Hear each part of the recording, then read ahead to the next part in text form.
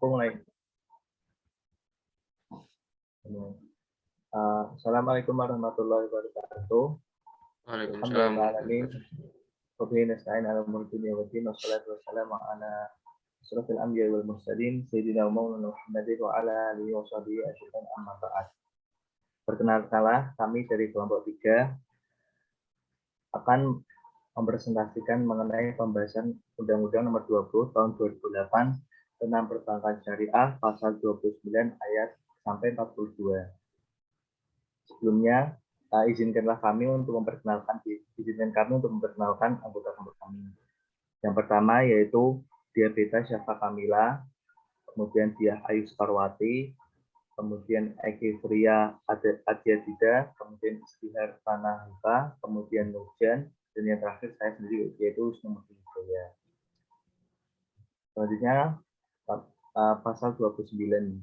Yang pertama yaitu ayat 1 yang berbunyi dalam jajaran direksi bank syariah sebagaimana dimaksud dalam pasal 28 wajib terdapat 1 orang direktur yang bertugas untuk memastikan kepatuhan bank syariah terhadap pelaksanaan ketentuan Bank Indonesia dan peraturan perundang-undangan lainnya.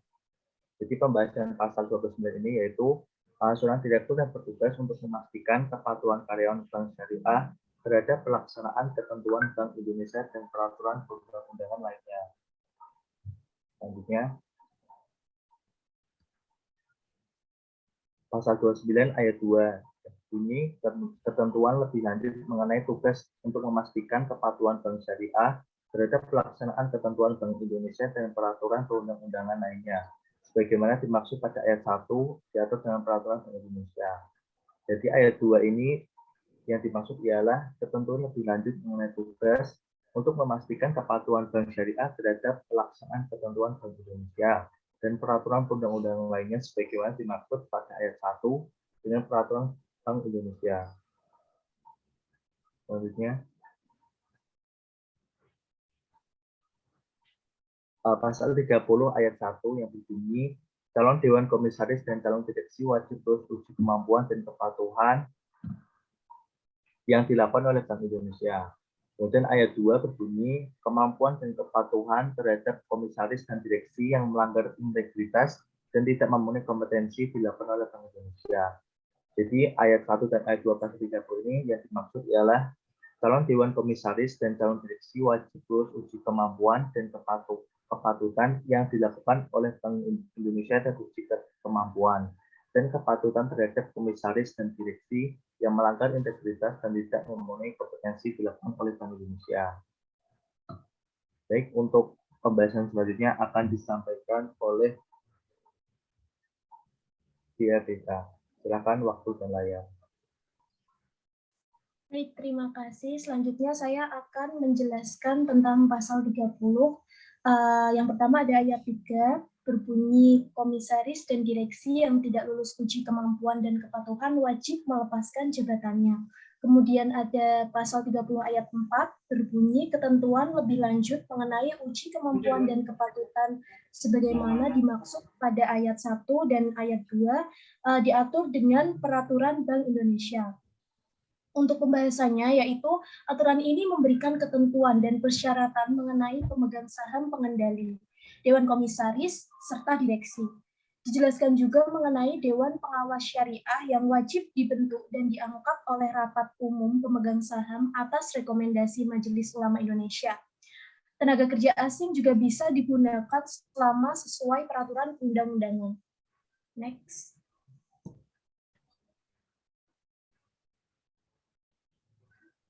Kemudian pasal 31 ada ayat 1 dan ayat 2. Ayat 1 berbunyi, dalam menjalankan kegiatan bank syariah, direksi dapat mengangkat pejabat eksekutif. Kemudian pasal 31 ayat 2, ketentuan lebih lanjut mengenai pengangkatan pejabat eksekutif sebagaimana dimaksud pada ayat 1 diatur dengan peraturan Bank Indonesia. Untuk pembahasannya, yaitu yang dimaksud dengan pejabat eksekutif adalah pejabat yang bertanggung jawab langsung kepada direksi atau mempunyai pengaruh yang signifikan terhadap kebijakan dan atau operasional bank. Antara lain kepala divisi, kepala kantor wilayah, kepala kantor cabang, kepala kantor fungsional yang kedudukannya paling kurang setara dengan kepala divisi. Slide selanjutnya.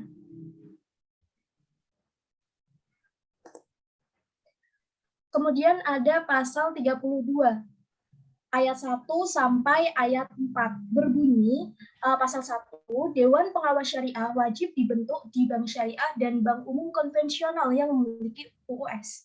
Ayat 2, Dewan Pengawas Syariah sebagaimana dimaksud pada ayat 1 diangkat oleh rapat umum pemegang saham atas rekomendasi Majelis Ulama Indonesia. Kemudian ayat 3, Dewan Pengawas Syariah sebagaimana dimaksud pada ayat 1 bertugas memberikan nasihat dan saran kepada direksi serta mengawasi kegiatan bank agar sesuai dengan prinsip syariah. Kemudian di ayat 4, ketentuan lebih lanjut mengenai pembentukan Dewan Pengawas Syariah sebagaimana dimaksud pada ayat 1 diatur dengan peraturan Bank Indonesia. Untuk pembahasannya, yang diatur dalam peraturan Bank Indonesia sekurang-kurangnya meliputi A. Ruang lingkup, tugas, dan fungsi Dewan Pengawas Syariah. Ruang lingkup perbankan syariah menyangkut bank syariah dan unit usaha syariah yang mencakup kelembagaan, kegiatan usaha, serta cara dan proses dalam melaksanakan kegiatan usahanya. Sedangkan tugas dan fungsi Dewan Pengawas Syariah dalam lembaga keuangan syariah adalah melakukan pengawasan dan pengarahan atas aktivitas bank syariah agar sesuai dengan aturan dan prinsip syariah yang ditetapkan dalam fatwa-fatwa DSN, serta melaporkan hasil pengawasannya kepada Dewan Syariah Nasional. Slide selanjutnya. Untuk pembahasan yang selanjutnya, B. Jumlah anggota Dewan Pengawas Syariah adalah 2 orang atau paling banyak 50% dari jumlah direksi bank. Anggota DPS wajib memberikan nasihat dan saran kepada direksi serta mengawasi kegiatan bank agar sesuai dengan prinsip syariah. C. Masa kerja. D. Komposisi keahlian, yaitu harus memiliki kemampuan operasional perbankan syariah dan paham tentang seluk-beluk aspek bisnis, memiliki kemampuan manajerial dan sesuai dengan etika bisnis Islam, dan mempunyai kemampuan yang berlandaskan pada nilai-nilai Islam.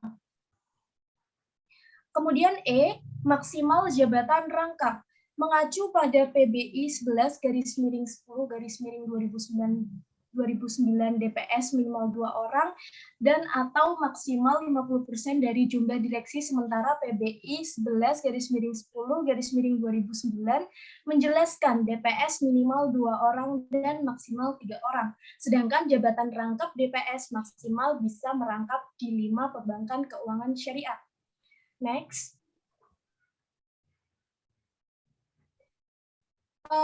Pembahasan selanjutnya di poin F, yaitu pelaporan Dewan Pengawas Syariah. Undang-Undang Perbankan, fatwa-fatwa Dewan Syariah Nasional MUI, pedoman yang dikeluarkan oleh DSN MUI, prinsip-prinsip syariah standar yang diterbitkan oleh Accounting and Auditing Organization for Islamic Financial Institution atau AAOFFI. Pedoman umum dalam accounting, auditing, dan governance standar for Islamic Financial Institution yang dikeluarkan Accounting dan Auditing Organization for Islamic Financial Institution atau AAOFFI. Kemudian ada pedoman pengawasan dan pemeriksaan bank syariah yang ditetapkan oleh Direktorat Perbankan Syariah Bank Indonesia atau DPBS BI.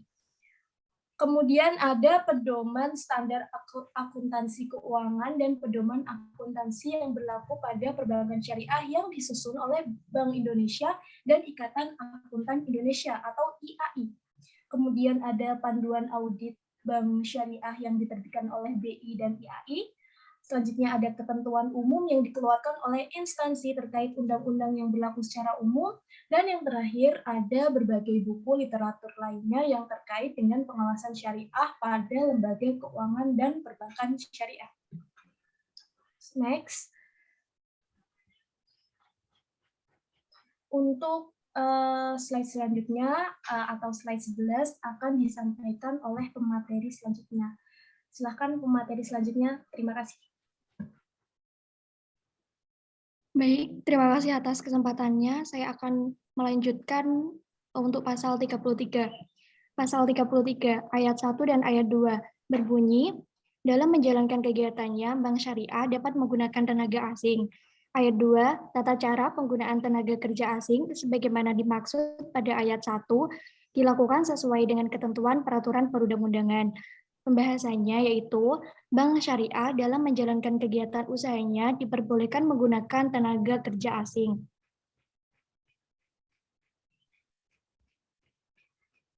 Next.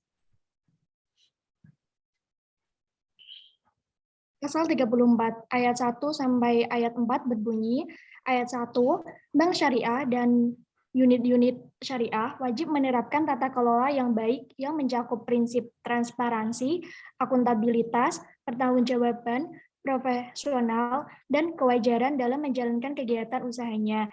Ayat 2, Bank Syariah dan unit-unit syariah wajib menyusun prosedur internal mengenai pelaksanaan prinsip-prinsip sebagaimana dimaksud pada ayat 1. Ayat 3, ketentuan lebih lanjut mengenai tata kelola yang baik sebagaimana dimaksud pada ayat 1 diatur dengan peraturan Bank Indonesia. Next. Pembahasannya, Bank Syariah dan unit usaha syariah wajib menerapkan tata kelola yang baik yang mencakup prinsip transparansi, akuntabilitas, pertanggungjawaban, profesional, dan kewajaran dalam menjalankan kegiatan usahanya. Bank Syariah dan unit usaha syariah wajib menyusun prosedur internal mengenai pelaksanaan prinsip-prinsip sebagaimana dimaksud pada ayat 1. Ketentuan lebih lanjut mengenai tata kelola yang baik sebagaimana dimaksud pada ayat 1 diatur dengan peraturan Bank Indonesia. Next.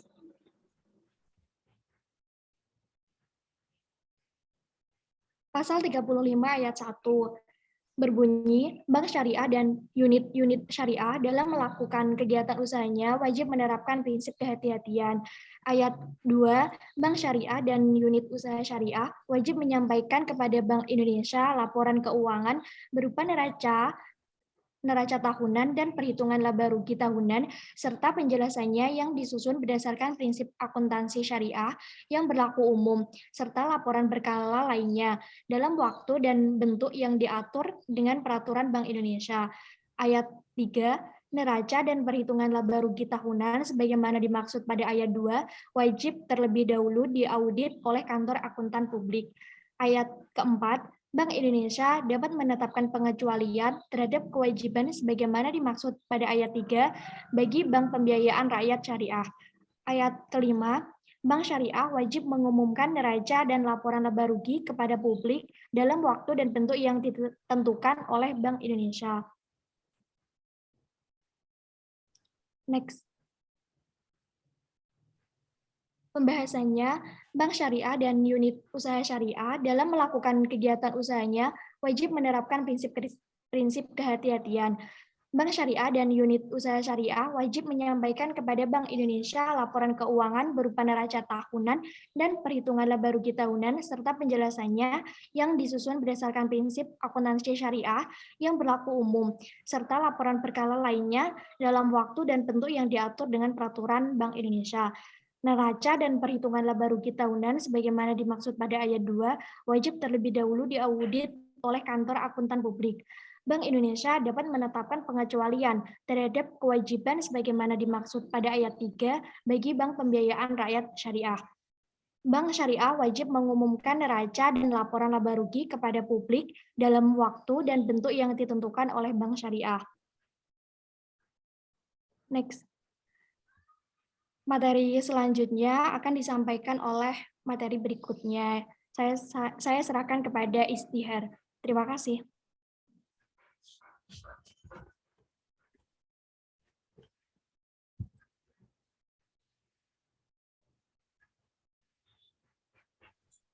Mohon maaf kepada Eki. Ya, baik. Terima kasih atas waktunya. Slide-nya bisa di yang selanjutnya enggak?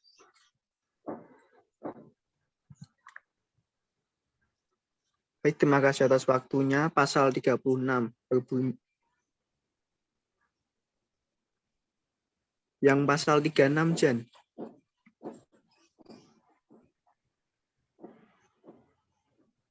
Ini 36 di aku. Oh ya, maaf nge-lag. Berbunyi dalam menyalurkan pembiayaan dan melakukan kegiatan usaha lainnya. Bank Syariah dan UUS wajib menempuh cara-cara yang tidak merugikan Bank Syariah dan atau UUS dan kepentingan nasabah yang mempercayakan dananya. Pembahasannya yaitu Bank Syariah dan UUS dalam menyalurkan pembiayaan dan melakukan kegiatan usahanya harus menempuh cara-cara yang tidak merugikan Bank Syariah atau UUS dan kepentingan nasabah yang mempercayakan dananya. Sehingga Bank Syariah dalam memberikan pembiayaan wajib mempunyai keyakinan atas kemauan dan kemampuan dari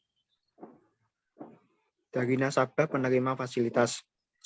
Adapun tujuan dari diberlakukannya prinsip kehati-hatian tidak lain agar bank-bank selalu dalam keadaan sehat, sehingga antara lain selalu dalam keadaan liquid, solvent, dan menguntungkan.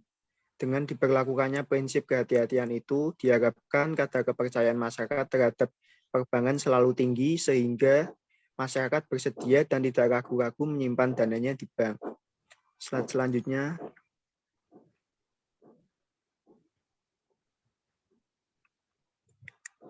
Pembahasannya yaitu dalam praktik perbankan maupun praktik-praktik bisnis sudah menjadi kebiasaan bahwasannya dalam memberikan fasilitas kepada para pengguna jasa atau nasabah, hubungan hukum antara bank dan para nasabah dituangkan dalam bentuk perjanjian tertulis. Begitu juga dalam perjanjian pembiayaan serta bentuk-bentuk kemitraan yang lainnya.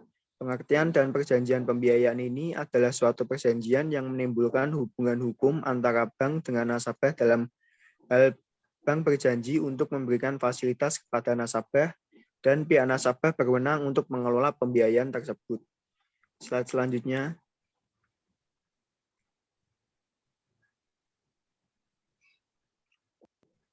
Pembahasan yaitu sebagian besar aset dari bank syariah disalurkan untuk pembiayaan, maka dari itu harus dijaga kualitasnya. Sebagaimana diamanatkan pada pasal 2 Undang-Undang Perbankan Syariah bahwa perbankan syariah dalam melakukan kegiatan usahanya berasaskan prinsip syariah, demokrasi ekonomi, dan prinsip kehati-hatian. Pada penjelasan pasal 2 Undang-Undang Perbankan Syariah yang dimaksud dengan prinsip kehati-hatian adalah pedoman pengelolaan bank yang wajib dianut guna mewujudkan perbankan yang sehat, kuat, dan efisien sesuai dengan ketentuan peraturan perundang-undangan. Dari berbagai sumber dapat disimpulkan bahwa yang dimaksud dengan prinsip kehati-hatian adalah pengendalian risiko melalui penerapan peraturan perundang-undangan dan ketentuan yang berlaku secara konsisten. Penerapan prinsip kehati-hatian dijabarkan dalam bentuk rambu-rambu kesehatan bank. Slide selanjutnya.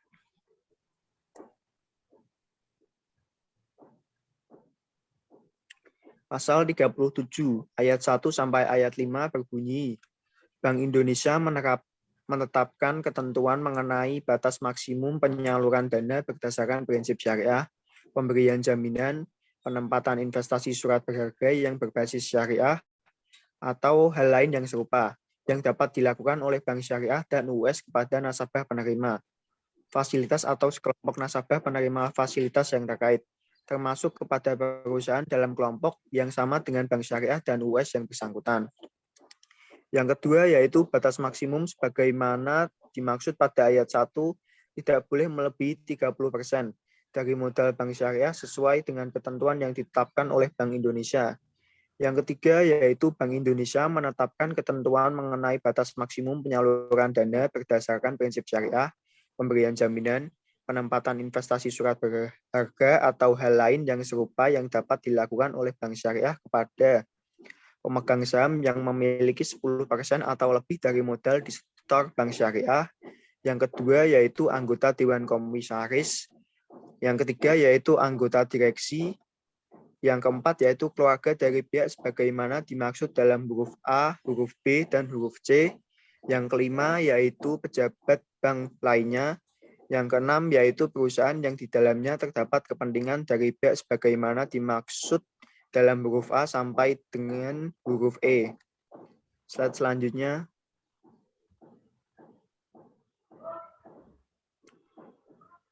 Selanjutnya yaitu ayat keempat, batas maksimum sebagaimana dimaksud pada ayat 3 tidak boleh melebihi 20% dari modal Bank Syariah sesuai dengan ketentuan yang ditetapkan oleh Bank Indonesia. Indonesia. Ayat kelima yaitu pelaksanaan ketentuan sebagaimana dimaksud pada ayat 1 dan ayat 3 wajib dilaporkan sesuai dengan ketentuan yang ditetapkan oleh Bank Indonesia. Pembahasannya yaitu Bank Indonesia memberikan ketentuan tentang penyaluran pada bank syariah yang yakni harus berdasarkan prinsip syariah dengan memberikan jaminan penempatan investasi surat berharga yang berbasis syariah atau hal lain yang serupa apa yang dapat dilakukan oleh bank syariah atau UUS kepada nasabah penerima fasilitas terkait termasuk perusahaan dalam kelompok yang sama yang bersangkutan. Yang kedua yaitu Bank Indonesia memberikan batas maksimum pemberian penyaluran pembiayaan yang yakni tidak boleh lebih dari 30% dari modal bank syariah yang ditetapkan. Slide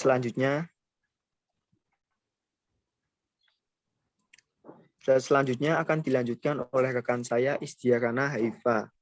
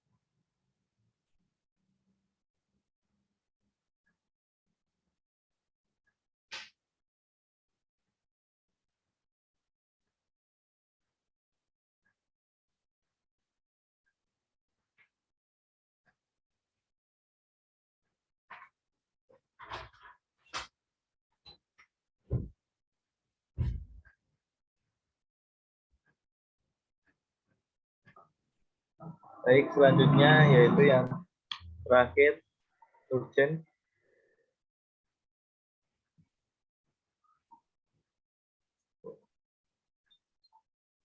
Nur, kamu nyampein Nur. Iva dulu toh. Oh, Iva dulu. Oh iya. Baik, selanjutnya yaitu Iva, silahkan. Baik, sorry.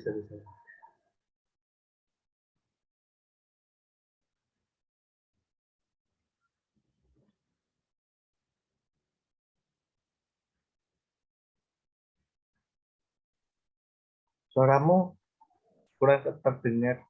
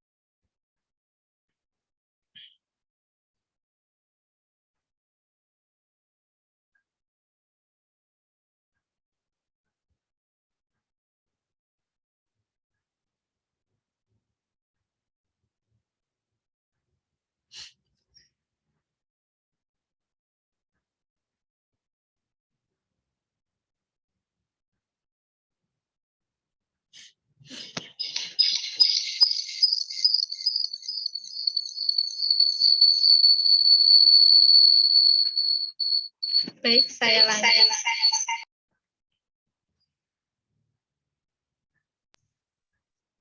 Baik, saya lanjutkan. Untuk Bank Indonesia menetapkan ketentuan mengenai batas maksimum penyaluran dana berdasarkan prinsip syariah, pemberian jaminan, penempatan investasi surat berharga atau hal lain yang serupa yang dapat dilakukan oleh bank syariah kepada yang pertama, pemegang saham yang memiliki 10% atau lebih dari modal yang disetor bank syariah. Lalu yang kedua, anggota Dewan Komisaris. Yang ketiga, anggota direksi. Yang keempat, keluarga yang berkepentingan. Yang kelima, pejabat bank lainnya. Lalu untuk batas maksimum penyaluran, pembiayaan yang diberikan kepada pihak lain tidak lebih dari 20% modal bank yang disetor. Lalu untuk pelaksanaan ketentuan yang dimaksud pada ayat 1 dan ayat 3 wajib dilaporkan sesuai dengan ketentuan yang ditetapkan oleh Bank Indonesia. Next.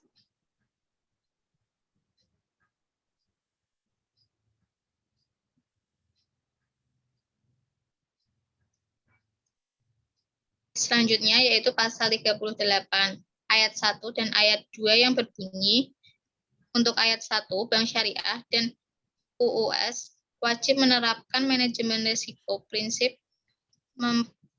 mengenal nasabah dan perlindungan nasabah. Yang kedua, ketentuan sebagaimana dimaksud pada ayat 1 diatur dengan peraturan Bank Indonesia. Untuk pembahasannya, Bank Syariah dan UUS wajib menerapkan manajemen risiko, prinsip mengenal nasabah dan perlindungan nasabah, serta penerapan ini diatur dalam peraturan Bank Indonesia. Next. Untuk pasal 39 yang berbunyi, Bank Syariah dan UUS wajib menjelaskan kepada nasabah mengenai kemungkinan timbulnya risiko kerugian sehubungan dengan transaksi nasabah yang dilakukan melalui Bank Syariah atau UUS. Pembahasannya pada pasal 39 Undang-Undang Nomor 21 Tahun 2008 tentang Perbankan Syariah menetapkan bahwa Bank Syariah dan UUS wajib menjelaskan kepada nasabah tentang kemungkinan adanya risiko kerugian yang berhubungan dengan transaksi nasabah yang dilakukan melalui Bank Syariah atau UUS. Next. Pasal 40, ayat pertama sampai ayat 4 berbunyi, yang pertama, dalam hal nasabah penerima fasilitas tidak memenuhi kewajibannya, Bank Syariah dan UUS dapat membeli sebagian atau seluruh agunan, baik melalui maupun di luar pelanggan, berdasarkan penyerahan secara sukarela oleh pemilik agunan atau berdasarkan pemberian kuasa untuk menjual dari pemilik agunan. Dengan ketentuan agunan yang dibeli tersebut wajib dicairkan selambat-lambatnya dalam jangka waktu 1 tahun. Yang ayat kedua, Bank Syariah dan UUS wajib memperhitungkan harga pembelian agungan sebagaimana dimaksud pada ayat pertama dengan kewajiban nasabah kepada Bank Syariah dan UUS yang bersangkutan. Ayat yang ketiga, dalam hal harga pembelian agungan sebagaimana dimaksud pada ayat 1 melebihi jumlah kewajiban nasabah kepada Bank Syariah dan UUS, selisih kelebihan jumlah tersebut harus dikembalikan kepada nasabah setelah dikurangi dengan biaya lelang dan biaya lain yang langsung terkait dengan proses pembelian agungan. Untuk ayat yang keempat, ketentuan lebih lanjut mengenai pembelian agungan sebagaimana dimaksud pada ayat pertama, ayat kedua, dan ayat ketiga diatur dengan peraturan Bank Indonesia. Next. Untuk pembahasannya, ketika nasabah penerima fasilitas tidak memenuhi kewajibannya, Bank Syariah dan UUS dapat membeli sebagian atau seluruh agungan, baik melalui maupun di luar pelelangan. Pembelian berdasarkan penyerahan secara sukarela oleh pemilik agungan atau berdasarkan pemberian kuasa untuk menjual dari pemilik agungan. Lalu dalam melakukan pembelian aset, nasabah Bank Syariah dan UUS harus memperhitungkan harga pembelian agungan. Lalu untuk dalam menetapkan harga pembelian agungan tersebut melebihi jumlah kewajiban nasabah kepada Bank Syariah dan UUS, selisih kelebihan jumlah tersebut harus dikembalikan kepada nasabah setelah dikurangi dengan biaya lelang dan biaya lain. Ketentuan mengenai pembelian agungan diatur dengan peraturan Bank Indonesia. Untuk materi selanjutnya akan disampaikan oleh rekan saya, yaitu Nurjan. Oke, baik, terima kasih. Di sini saya akan melanjutkan penjelasan mengenai Undang-Undang Nomor 21 Tahun 2008, yaitu pasal 41, yang berbunyi bank dan pihak terafiliasi wajib merahasiakan keterangan mengenai nasabah, penyimpan dan simpanannya, serta nasabah investor dan investasinya. Jadi, bank dan pihak terafiliasi itu bisa pengurus, pengawas, pengelola atau kuasanya, pejabat ataupun karyawan bank wajib merahasiakan keterangan mengenai nasabah, penyimpan dan simpanannya, serta nasabah investor dan investasinya. Kecuali ketika ada surat perintah dari Kepolisian Republik Indonesia untuk membuka data nasabah dan investor. Biasanya ini terjadi ketika nasabah dan investor tersebut terkena masalah hukum. Pasal 42 ayat 1 sampai ayat 2 yang berbunyi, pertama, untuk kepentingan penyidik pidana perpajakan, pimpinan Bank Indonesia atas permintaan Menteri Keuangan berwenang mengeluarkan perintah tertulis kepada bank agar memberikan keterangan dan memperlihatkan bukti tertulis serta mengenai keadaan keuangan nasabah penyimpan atau nasabah investor tertentu kepada pejabat pajak.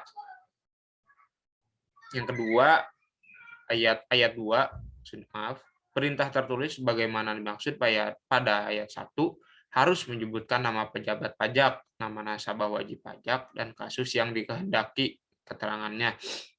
Sebagaimana yang disebutkan pada pasal 41 mengenai pihak terafiliasi, pengurus, pengawas, dan yang lain-lain, boleh membuka rahasia nasabah dan investor untuk kepentingan penyidikan pidana perpajakan.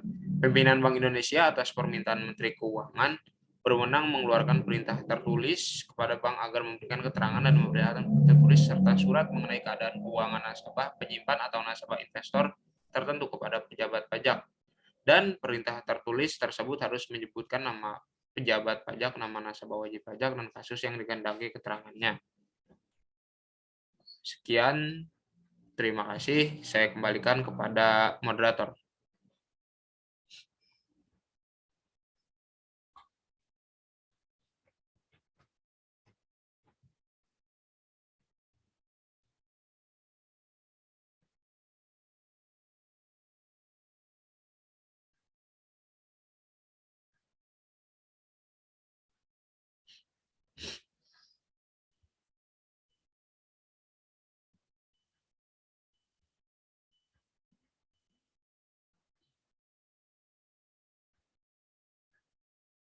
Udah, Nu.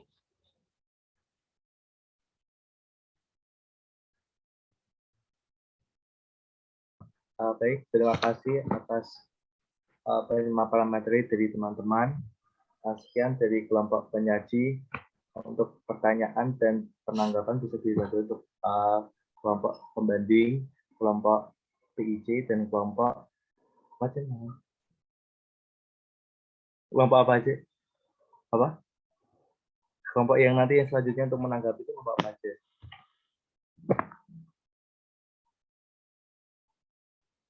Langsung tutup aja. Langsung tutup aja. Jadi sekian, terima kasih. Assalamualaikum warahmatullahi wabarakatuh. Waalaikumsalam warahmatullahi wabarakatuh. Assalamualaikum.